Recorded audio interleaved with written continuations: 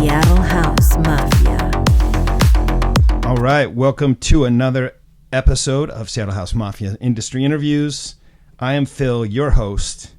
I have a ton to say about this guest, but I'll just keep it short. He's an American-born DJ and producer, an entrepreneur, continually touring national and international. He's had collaborations with names like Laid Back Luke. And just a quick mention, he happens to be James Brown's grandson. Welcome to the show, Jason Brown. What's going on, man? How's it going, Phil? Thanks, Seattle House Mafia. Appreciate you guys. Yeah, man. So we met through a friend. You were in Seattle for what? You're in Seattle for a few gigs, right? Last night I played Elevated Frequencies. Shouts out Christine, Elevated Frequencies. Yep, third year Transcend. 3 year anniversary, yeah, over at Nectar Lounge. Yep. It's fun, good little vibe. Yep. And I'm lucky in Seattle so far, so playing tonight at the Populus Hotel with Pacific Skyline Club. Hell yeah. And hopefully whoever's listening or anybody that's even in the room now can come through. Yeah, it was funny. I think I told you this at the club, but I don't know if you caught it. When I have terrible eyesight, obviously, and I walked in, and I was like, I wear glasses too. Don't worry. Yeah. And contacts. So, you're not gonna hold it against me. Mm-hmm. But I walked in, and I liked what you were playing, obviously, and then I was like, man, is that motherfucker wearing a bow tie? I didn't go full James Brown, but I will someday, maybe. It was your headphones. It looked so much like a bow tie from a distance. I was like, this dude's got swag, man.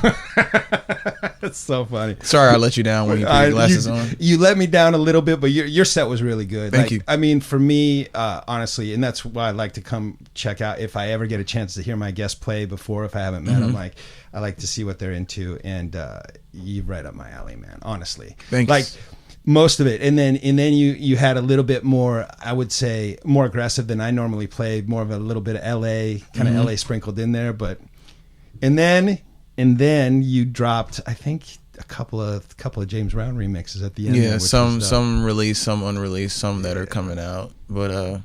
Yeah, I like to drop some of my granddad's remixes either towards half of the set or towards the end. Hell yeah! And keep kind of people guessing, am I going to do it? Am I not? And then it leaves kind of on a bang, you know. Hell yeah!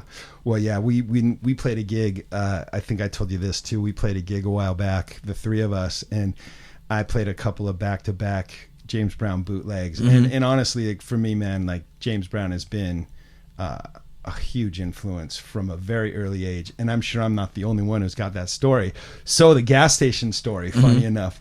Okay, so when Sangdo picked you up today, he called me and he goes, dude, it's so funny because he picked up the beer beforehand, and he goes, I picked up the 6-pack of beer, and the lady at the station's like looking at me like I'm gonna have a great day, it's Saturday. And he goes, oh no, this is for work. We're interviewing James Brown's grandson today. And the lady like immediately freaked out and subscribed to the channel. So like that's the range of fucking influence. You know what I'm saying? And we'll talk about that in a sec. I want to talk a little bit about you and just, you know, first of all, where did you grow up? I grew up in Augusta, Georgia. Okay. South Carolina, Aiken, in the country. Like maybe 4 or 5 minutes from where my granddad lived. Okay. So not far from him. So I would assume there was a lot of time spent with granddad when he Not was a whole lot, okay. but considerably. I mean, someone that's always touring, always busy. And I had my own school schedule too, you know. But yeah, I would always see him on holidays, see him on random times. It wasn't like a conventional, normal grandfather relationship. It was definitely like a rock star one. Is that right? Yeah, I was gonna ask you about.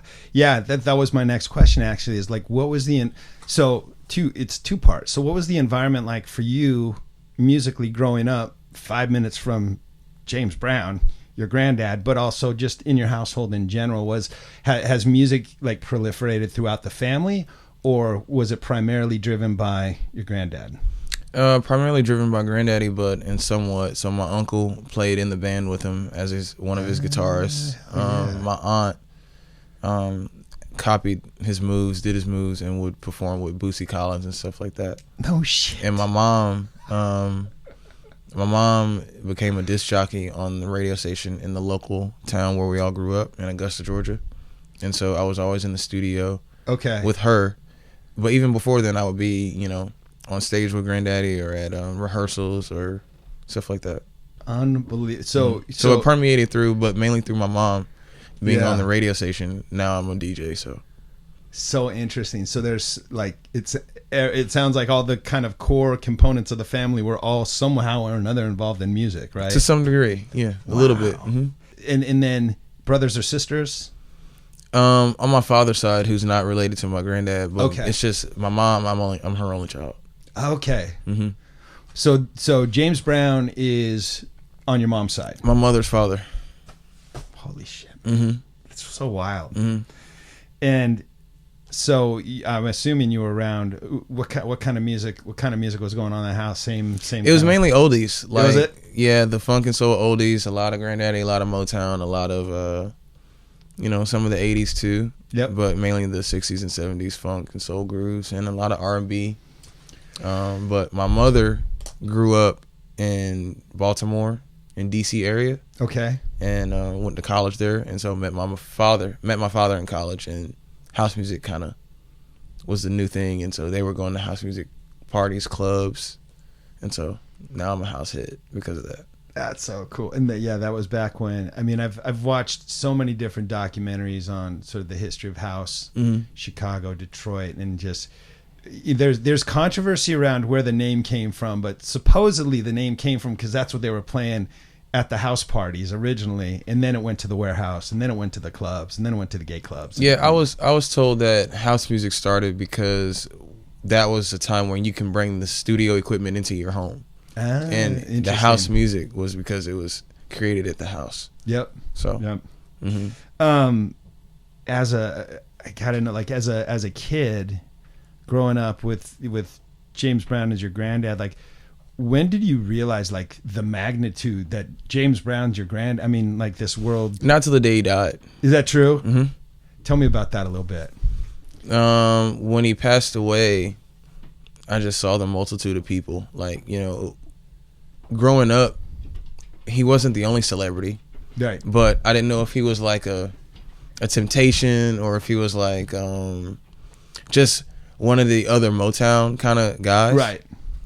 But then when he died, and then I met, I met Michael Jackson. I met a lot of other people. No kidding. I realized then that it was on another level, And how old were you then? 16. Oh, what a weird time a weird, cool time to figure that out, right? Like, Yeah. when you're still trying to figure out who you are, then all of a sudden this larger than life. Wow. Yeah, it was when he died, and we went to the New York. We had 3 funerals. So one at the Apollo. Okay. It hit me then when I realized all the people that lined up for his funeral the same way they lined up for his shows back then. Yeah. All the celebrities that lined up. It's so foreign, probably to a lot of people, thinking about having a relative that close, that big. And so were you into music yourself? I know you said you grew up like in the studio, going to rehearsals, things like that. But what were you into at the time? More so film production. Interesting. Yeah. I was getting ready to go to art school for film, and I ended up getting my degree in film. But now I completely dove into music. Yeah. Mm-hmm. Yeah, you made a big. You're DJing now, right? You're running around, you're DJing, you're touring. Are you on the production side of things? Like how much production are you doing compared to DJing? Or are they mostly collaborations? Like they're mainly collaborations. Yeah. Because I get more done when I just do vocaling for my gramps. Okay. So I like to just acquire the beat. Okay. Or collaborate with an artist. Yep. I'll make some of the music too, or I'll suggest certain things that I want to be put into the music. But most of my time is DJing and not engineering beats. I will engineer beats, right? But it's so less rewarding. Is it? Than just getting the track done. Yeah. And it takes way longer to get the track done, building the music, rather than just doing the vocaling. Yeah. And so I'm in an interesting space where if I use my granddad's vocals, it's a James Brown song no matter what. And Now Universal's, open to listening to it and signing it, paying me out for it, and whoever did the music too, Got it. But it just goes at a faster pace, And I look at it like a rapper. Like, send me the beat, and I'll put my vocals on it, but they're not my vocals; they're my granddad's vocals. Okay, so I'm jumping around a little bit, but I want to understand more about that because it sound just from what I read about you doing a little background, it sounds like there's multiple sort of parties involved with owning the rights to your granddad's music, correct? There's multiple parts in owning music in general. Yeah. So yes. Yeah. To answer your question, yes. But so let's say I'm actually a big producer, which I'm not, but let's pretend for a second, and I come to you and I say, hey man, like, I want to do Got Soul, or I want to do Living in America, or I want to use the stems from that. Like, what does that process look like? Do I come to you first of all? Is that, or do I go to Universal, or how does the process look? It doesn't matter how it happens. You could make a bootleg and it just picks up on YouTube or picks up on social media and everyone likes it, and then whoever likes it passes it up and say, we want to clear this. Okay. And then Universal, depending on which song, they might have the master for it that they paid my granddad for. Okay. They didn't buy all of them, but some of them terminated, some of them don't. It just all depends on which song. Gotcha. They mainly bought the hits back then. Right. Of course. So, but they're all fucking hits. Yeah. I mean, for real. Right? Some of them, most of them. Most of them. Let's be honest, most of them. Though. But, they will quote you. Mm-hmm. And depending on who's involved, depending on how much they'll quote you, it gets released through whatever entity, like a label you want it to be on, right, or them. If they like it, they'll pay you out for it, and it's just right? Theirs. Yeah. Okay. Yeah. So, and sometimes you have a better look for it because it'll be released as a James Brown song. Yeah. Rather than some remix that it's an official remix, but you released it on, Seattle House Mafia records. Right. But it sounds like, regardless of kind of the legal ins and outs and sort of that tactical piece, you're kind of the conduit to. Do you get involved in every when it comes to like dance music? Do you get involved in sort of every request from? I do now. Yeah. Now that I have my own music coming out, good. I want to value the remixes that I put out with Universal, or the ones that I sign off on. And so now I'm at the point of telling Universal to take certain songs down. And I don't hate people doing the remixes. Sure. But sometimes when they start uploading them to Spotify or Apple Music, now they're trying to get paid off of it and they didn't clear it. Right. Yeah. And so don't get me wrong, that's been happening to my granddad's music. He's the most sampled artist ever in music, right? Yeah. But it's gonna fall on me eventually. Totally. That, and it's something that my family's missing out on. I'm missing out on. Right. And so we have to develop a respect within the industry to say, hey, if you're gonna use our dad's music or our grandfather's music, it has to be clear through the proper channels. Yep. We love that you make the music, we love that you give honor to him, but you got to release it for free like you would do anything else. Yeah. Once you start getting paid on it, we need to start getting paid on it. Mm-hmm. We need to shut it down. Mm-hmm. No, that makes sense. And actually, I mean, I think the good news, especially now that you're more involved, because like I said, I mean this, like I like your taste, right? Thank you. And I'm sure there's a lot of hot garbage that comes out sampling your granddad as well. Mm-hmm. But there's a lot of good stuff too. Oh, totally. There's a lot of good stuff. There's a lot of don't get me wrong, if I wanted to, I wouldn't have to make tracks. Yeah. I could just go through every remix that I've ever heard of someone that did my granddad's remix and get it signed at Universal and just do a side deal if I wanted to. Got it. Yeah. But being an artist, some side of me being an artist wants to put out my own music and let people know as an artist that, hey, I'm an artist too. Absolutely. So as the reward, and be like, let's create as well. Yeah, well, and that was what I was going to ask you about next, which is, there's an obvious benefit and an obvious, but also like an obvious love, like representing your granddad's music, which we'll talk about in a second. But you're also a creative guy. You're also an artist. You're also regardless. If you weren't, my guess is if you weren't related to James Brown and this family legacy, you'd still be doing music. Like, I'd say so. You can't not, right? Like that's the artists that I meet that I know are artists. They can't not do music, no matter who you're related to. So, yeah. How do you? I feel like there's probably like you have to sort of delineate, between Jason Brown and James Brown, and because to me, what it seems like is you're definitely taking advantage of the opportunity that your granddad's created, but you're also doing your own thing in a very respectable way. And I just want to know how you work that out, how you represent yourself as an artist without totally riding that, but also, you know where I'm going. Well, for example, the residency that I just had in Ibiza just acquired, the group that I started it with, we started this whole brand, right? And the club hits us up and is like, the brand is cool, but we want it to be about soul and funk and James Brown and you being the legacy. So they basically told us to do a whole rebrand, and now it has to be about me. And so a lot of my life, that's all it is people say, no, it has to be about you. It has to be, when I'm trying to do something exterior, I'm trying to create something new. Sometimes people are like, no, we have to rear this back to you because this is the story, and that's what it is. I know that musically I have a niche to just do all James Brown stuff. Totally.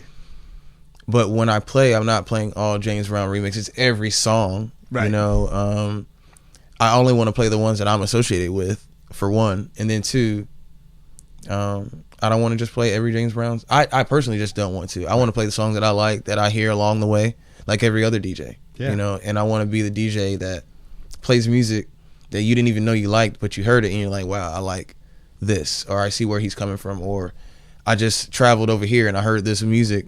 I can transition it in the music that I already play. And so that's how I show people that, no, I have an ear as well. That gene did pass down. So, hear me out, hear my mix. Let me take you through that journey like any other DJ would. So that's kind of how I put myself in. But when it comes to James Brown things, I don't just do music. I do James Brown film related stuff. Like I worked on Get On Up with Chadwick Boseman and Mick Jagger and Jill Scott and Brian Grazer on his Get On Up film, So I also have a cartoon that I'm trying to produce and put out there as well. Right? So yeah, so it's like I look at it as legacy work. And there's a Michael Jackson movie coming out. Like my mom just texted me yesterday saying, hey, do you want to go to the movie premiere? So it's kind of like things that I've already done that other legacies are gonna have to go through. I kind of like did it already, and I can give you a bit of a pathway on how to go about it and have the mentality about it too, Yeah. And not get crushed by it, right? Yeah, I mean, name another third generation of a legend or icon that decided to take it up on, other than like the Marleys. Right. The Marleys have it down packed. It's the only one I could think of, literally, that came to mind. But it's and then I start thinking about all the child actors who are completely fucked up or dead, from coming from some kind of acting legacy. That so there's that's why I was being complimentary, because it does seem like you're balancing it really well, because you could really go off the rails, I bet, if you wanted to. Yeah. Have you? I think I went off the rails just by being a young artsy kid, not because of the James Brown thing going to my head. I always was grounded. Yeah. Before that, but I have some celebrity friends, relatives, friends that associate themselves a certain way. Sure. And live a certain lifestyle, but we all have to learn and go through what we have to go through to be who we're going to be. Yeah, for sure. Are you the only one in your family right now who's kind of taking this path when it comes to DJing, electronic music, remixes, Yes. You are? Okay. Mm-hmm. Very cool. Any controversy there? No, it's more about me being an example to my other younger cousins. they have the same opportunities I do. Yeah. But you have to really have the thick skin. You got to be you told no. You got to be like, this works, this doesn't work. I like this. And it's really about who you associate yourself with ultimately. Yeah. And then that's what, like, people start to listen to you and hear you out and be like, oh, you're doing it with who? Oh, so they vouch for you. So they validate you. So now we'll take you on. Yep. Yeah. Yeah, it was funny when I asked you last night, you said you going back to Ibiza and you had some gigs in Ibiza. Mm-hmm. And this is where I got a little like extra quiet respect, because I said, are you working with a management company or do you have a manager? You're like, no, man, I just set it up. So there's a lot of hustle doing what you do, and I can tell, right? Yeah, it's a lot of selling myself, and it's a lot of knowing who I am and what I'm going to do and what I'm not going to do. But it's a learning process too, is to see if, like, what can I do? Yeah. Mm-hmm. And I was actually, my bias, my pre-bias before actually getting to talk to you, that's why I jumped on the phone with you. But you were actually super polite in text too. But I was like, I wonder if this kid's gonna be a dick. You know what I mean? Like, that was, of course. And you have to deal with, literally, like, that's the thing. Like, you walk in almost like a very attractive woman who's also a great DJ. Is that your thing being attractive, or is that your thing being, James? I think, okay, this is not to be funny, but no, please. I've already been famous. Okay. I've already know what it feels like. Not been famous, but I've already know what it feels like to have a little bit of clout, or a little bit of people kissing my ass, as someone would say. Yeah, okay. So I've broken through that already, and I know what it's better than, instead of being like, I'm the shit. No, right. You're not. Just go to everybody, treat them normally, and you'll permeate even further. And so, I'll reach out to people too, blindly. Like, when I reach out to Luke, it was on DM. It was random. I never knew anybody around him. None of that shit. It's just that once I got a little bit of steam behind my back, and the jetpack from Universal was like, these remixes are cool, but if you had a big name attached to them, we could do something with them. Yeah, so I was tell that story, because I read it, but I want other people to hear about that story with Laid Back Luke, because he's a monster, like in the best possible way when it comes to DJing. Like, I have huge respect. Sengdo, who the guy who picked you up, another Seattle House Mafia member, he's like, he did a collab with Laid Back Luke. Laid Back Luke is like his number one legend. So tell me how that happened. Just through DMs, and it, like when you reached out to me, you think in a certain way, you can't think a certain way. You just gotta you gotta think that first thought and be like, I'm gonna do this. Don't have that second thought and the negativity and being like, oh, they might not fuck with it. Be like, well, if they say no, then that means you have all this room to improve. Right. So just go out and do it and see what you got, see what you're working with. And if people rock with it, they do. But that's art. That's art. That's all, everything. It's like you have to see what it's going to be first. You can't put yourself in the box. Yep. You got to be put into the box. So so tell me how it went. So you DM Laid Back Luke, and were you like, hey, I'm Jason Brown. Like, how do you go about, like, getting that? Well, you have to drop the right names. You have to say the right things. Yeah, you got to say, he gets DMs all the time too. Yeah. So it's got to be like, hey, I'm Jason Brown, the grandson of James Brown, and I want to recreate some music into electronic music, and I've seen you play. This is all true though. Totally. I was like, I looked up to you watching you play, like, and this was real. I would go see Laid Back Luke, and I had the collab with Carl Cox. I would go see Carl Cox. Yep. And it's crazy how it all worked out. Yeah. And don't get me wrong, I DM'd a lot of DJs. Yeah. But it's about the heart that permeates. Yeah. And so if we're on the same page and he's open to it, it's going to work out. If he's got respect for it, it's going to work out. Yeah. A lot of other DJs are like, oh, I want this much money, or I don't have the time.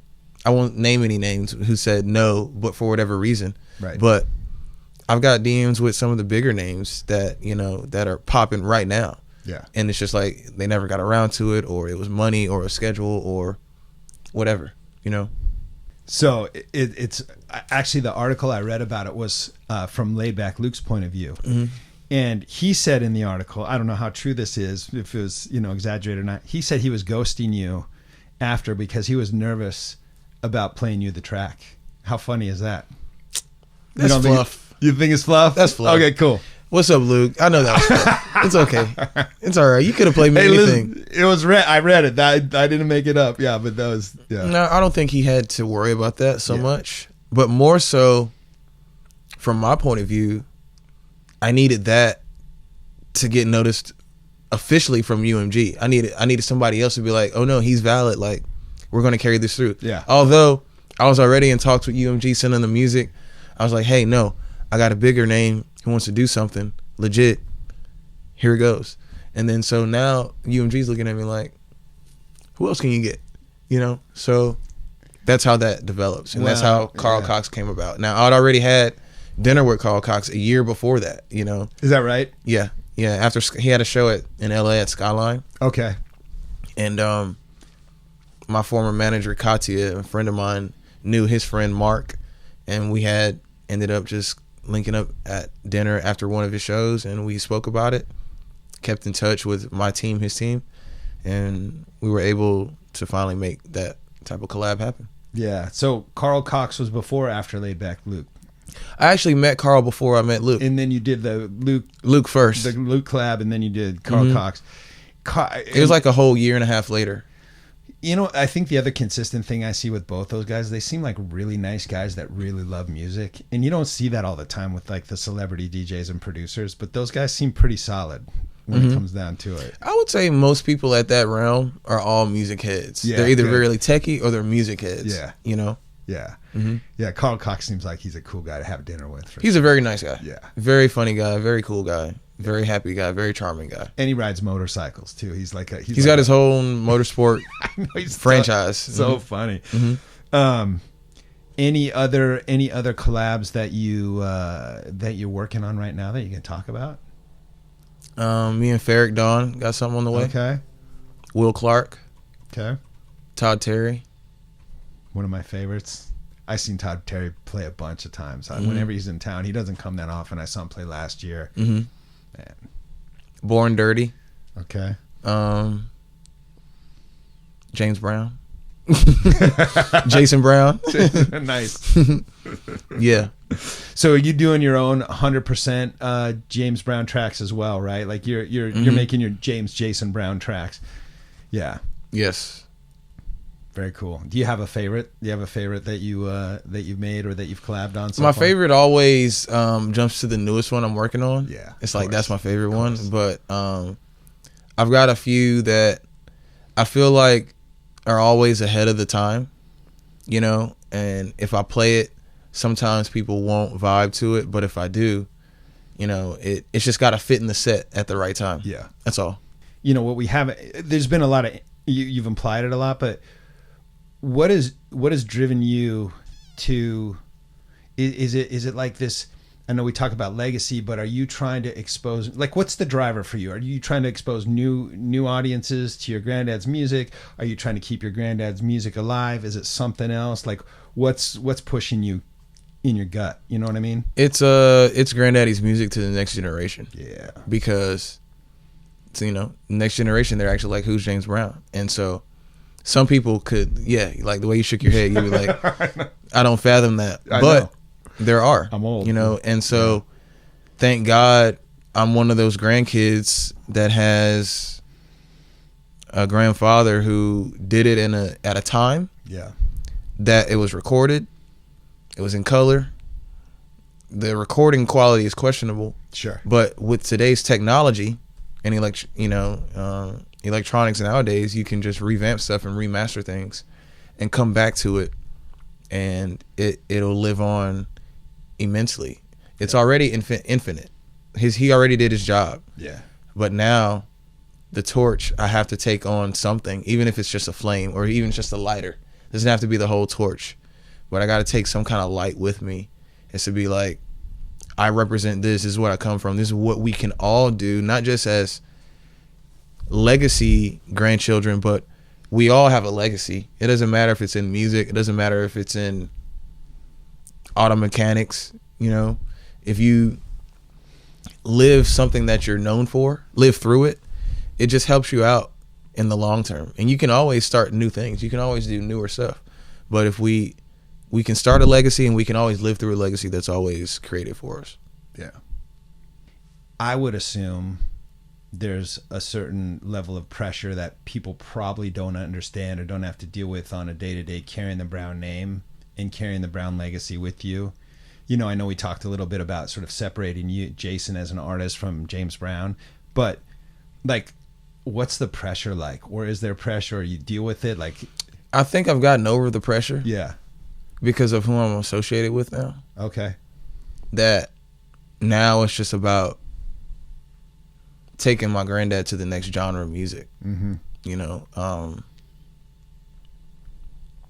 and then the pressure is, how do you get to the top of that genre? Yeah. I was watching a clip of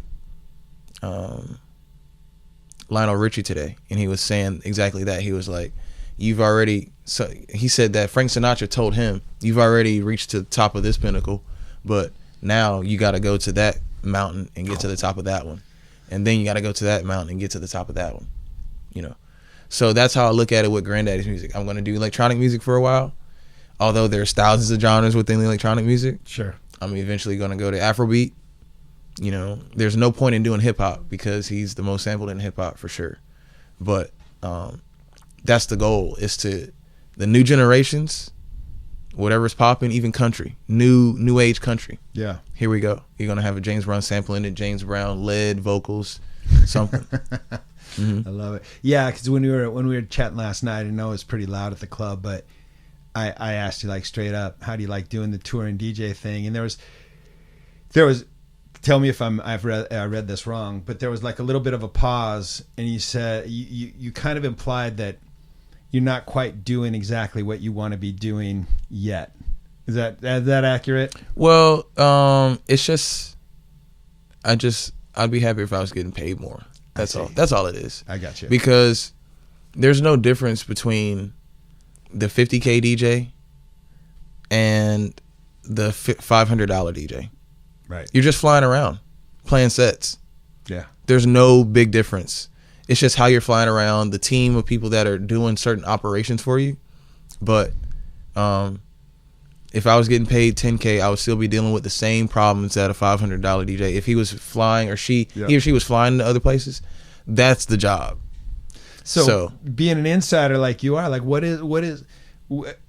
how does one navigate from being a $500 DJ to a $10,000, $20,000? Well, you have to show value, and you have to show that, all right, well, if you're not going to book me this weekend, such and such is going to book me this weekend. And at this point, it's this rate. But as I'm getting better and better and better, I can't do certain things for less. Yeah, totally understand. Because especially if I come through, do a good job, and the people know that I did a good job and they're asking for me to come back, then I know I can kind of demand a little bit more, because I'm going to do a good job. They're going to come back. They're going to spend money, you know. Also, I offer the same thing that people offer me, if not better, you know. So like Christine, I was like, hey, you want to come play Ibiza? And nobody just up and asks someone else if they want to come play. Right. I had to work myself to get to that point. Yeah. But the fact that I fast track somebody else shows the value of just me. That's not James Brown related at all. That's like, I have a permeating heart to say, you're giving me love, I'm going to show you love back. It might be a different market, you know, in a different way and getting there, and a different value, but you can play on my stage as well. Yeah, man. That I think that's the other thing that, you know, people assume, especially when you come from a certain level of celebrity, or if you earned a certain level of celebrity, that there's this like sort of like famine mentality. But I've met some, you included, it's more of like an abundance mentality. Like and in fact, it's the theme of why we do what we do here. Like this, obviously there's a significant cost in time and expense, but we bolster other people up because we love this shit. Mm-hmm. We love to meet people like you. We love to get inspired. I mean, frankly, my payment is getting inspired and meeting new people, but we don't have to do that, you know? But I love it. It's so fun, and it's so fun to be a part of that. And it's so good to hear you say that as well. There's no point in just sitting in the green room. No, man. And just trying to be secluded. I'd rather just go talk to a few people, seeing what is out there, seeing what else is popping. You know, if there's another after party, we can probably check that out too. Yep. You know? Yep. So as a DJ then, how would you describe your sound? From what I heard last night, pretty indicative of a set. I would say that I'm soulful for sure. I would say that I'm more tech house. Yep. And I would say that Afro as well. Yep. And kind of tribal, and I can go a little bit harder. Yeah. But I like to keep it soulful tech. Yeah. For the most part. That's why I'm biased, because that's kind of where I land too a lot of times when we were talking about it. So outside of your granddad obviously being a major influence on not only you, but, you know, millions of people like myself, like who else has influenced your sound as a DJ and as a producer? So, like I said, it all kind of came together with Carl Cox. Yeah. You know, just I couldn't be more excited and happy that came together, because I would go see Carl, you know. Yeah. There was only really 3 guys I would go see whenever I was living in LA and raving a lot and going to shows. It would be Carl, it would be Luke, and it would be Armin. Okay. So Armin van Buuren. Yep. And I would say Armin van Buuren, Carl, and Laidback Luke, probably my biggest inspirations to get into electronic music. Yep. And I started learning how to DJ using playing trance music, because I felt like it was just, you know, in the realm. Yeah. And it was fast enough. It was just a lot going on right then. Yeah. If you're playing trance music. Yep. But ever since then, I've always kind of brought myself back to Carl and seeing how he does things and what he's playing nowadays. And, you know, I think if you can add a rhythm and soul to techno, when it lacks a lot of that, you've done the homework. You've done the DJ job, as to bring tracks together that is like, no, these all work. These all work together. These all work together in soulful sequence, you know. So yeah, and Carl has done Laidback Luke too. Actually, all 3 have done a fantastic job of still staying relevant. Mm-hmm. It's not nostalgia bullshit. Like, you know, we won't mention names, but we've talked about certain DJs that definitely are riding that nostalgia thing a little bit from the 90s or early 2000s, and it seems like all those guys are still. So you still have to do a collab with Armin then, because you got 2 of the 3, right? So Luke put me in touch with Armin's people. Okay. But Armin's schedule is kind of tied up. Yeah. But, you know, that all depends on how people feel in the moment. Yeah. You know, if I catch him in Ibiza and be like, hey, no. That's right. Drink a little tequila with them. And you never know what could happen. Yeah. But you have to put yourself in position for things like that to be. Yeah. And so I'm thankful that I got the residency at Plastic in Ibiza, in San Antonio in Ibiza, in that area. And then across the street is at Endless Hotel, which is going to be it's a beach pool hotel. Nice. Yeah. I got to get there, man. It's been on my list for Fridays at Endless, and then Saturday night at Plastic. Yeah.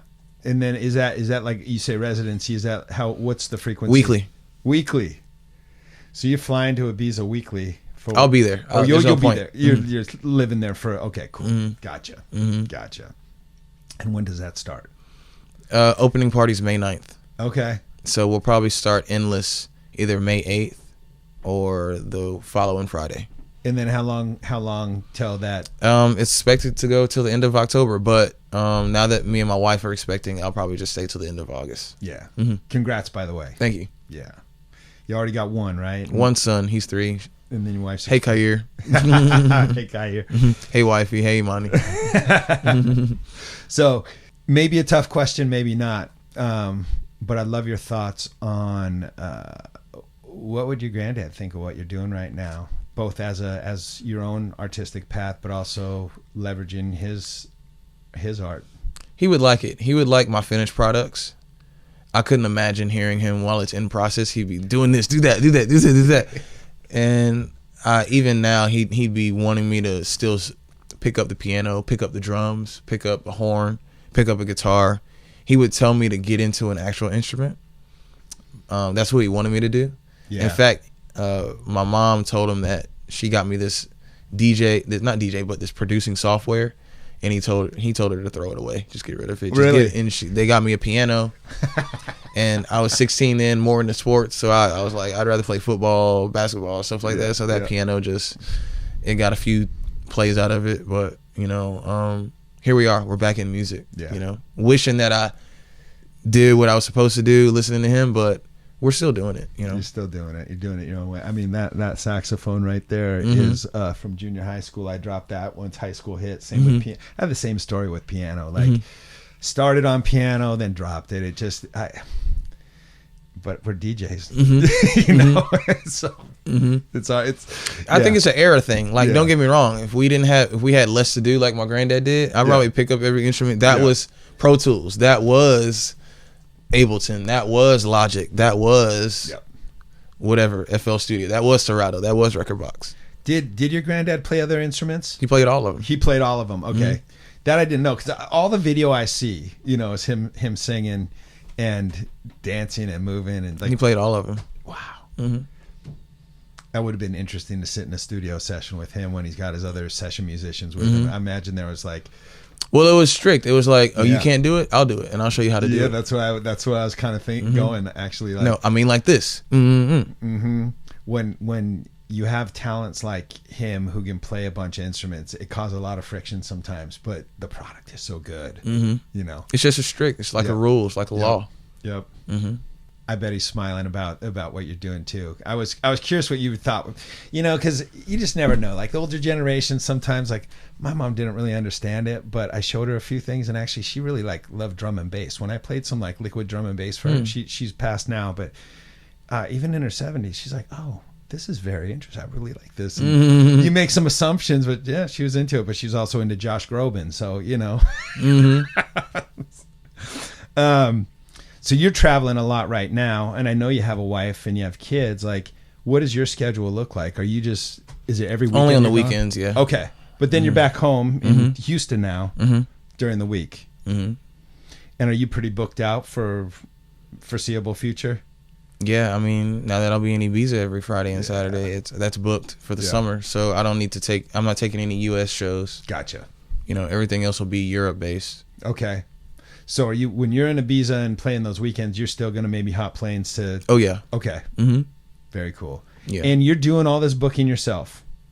At the moment, yeah, but I have a team of people that book me. But I'm not on an agency. I just have people that know what I'm trying to do. They keep their ears and their eyes open. And I also do show swaps. Yeah. So you book me, I book you back, whether in America or in my Ibiza residency, that type of thing. You're kind of crushing it. I mean, from what I could tell, like, but I do want to know straight up, like, what's been harder than expected doing what you're doing, and then what's been easier? Harder than expected is like keeping the social media profile and like the content. Like, I'm really not like that. I'm more so, like I said, I kind of grew up around fame, so I'd rather be behind the scenes than in front of the camera. You know, I'll do the interviews and stuff like that with Seattle House Mafia, but I would rather just make the music, focus on the music, and be known for the music that way. I don't want to just throw the video gimmick out there. Although I have my degree in film, so if I do film, then I'm looking at it a little bit too advanced in my mind, because I'm like, and it's got to be lit right. I just don't want to be talking in front of, hey guys, such and such. It's like, that's not me. Right. You know? I want it to be like a narrative, slow motion, all this kind of stuff. Like, I'm beating up bad guys on my way to the club. I want it to be extra. So it's kind of, I need the budget. Yeah. You know, for the way that my mind is. Otherwise, I just can't, like, I don't want to do something that everyone else is doing. I don't know if you see the parallel, but we were just talking about your granddad in the studio, you know, having it his way and making sure. It sounds like you got a little bit of that if we're talking. We're both Tauruses, so I'm a little stubborn, yeah. As far as his, you know, I know you're introducing music. We talked a little bit about what the legacy looks like today. Like, you're going to go into different genres. Is there a film element that you're going to be adding to all this as well? So a lot of the electronic music is for my granddad's cartoon, where I made him into a superhero that saves the world in the past and in the future with his music stems. And so, since he's the most sampled artist in the world, and he was the first black man to have a private jet, the private jet is a time machine. Is that true? First black man to own a private jet in America. No shit. Mm-hmm. He actually had 2, so he was the first man to own 2. Yeah. Mm-hmm. Amazing. So you're doing a cartoon. That was the cartoon that you mentioned early on that you're working on. Godfather of Souls. Oh man, Mm-hmm. I would love a James Brown cartoon. I'll send you the Come on. the sizzle. Yeah, and merch too. James Brown cartoon merch. Like, give me all the ancillaries where the money's at. Yeah. Do you feel like what does success look like to you? Have you hit it? Do you feel like you're on your way? Do you feel like you're not there? Like you wake up in the middle of the night freaking out, like, oh my God, you know? It's an incline. It's not there yet. Yeah. I think that I'm not where I was last year. I'm not where I was 2 years ago. I'm not where I was 5 years ago. With the people I'm associated with, the connections I've made, and some of the production that I've done has taken me a little bit further. Yeah.